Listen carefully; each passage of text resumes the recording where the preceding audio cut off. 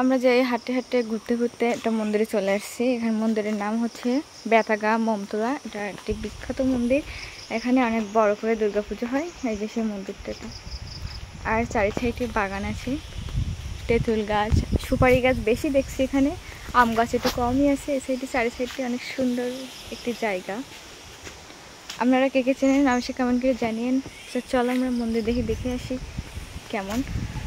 আর এখানে ঠাকুর করে তৈরি হচ্ছে, নতুন মন্দির তৈরি হচ্ছে। আর এই সাইডে কি এটা প্রাপ্তি গাছটা গাছ বট গাছ অনেক আগের একটা বট গাছ এই সাইডে। আর চলো দেখে আসি এটা কি মনসা থান নাকি।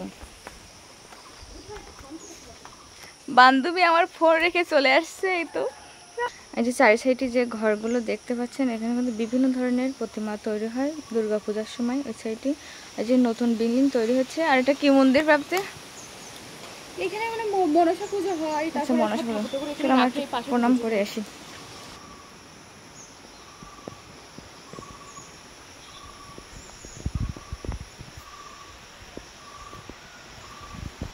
এই তো তোমাদের কাছ থেকে মন্দিরটা দেখাচ্ছি, কত সুন্দর লাগছে দেখেন।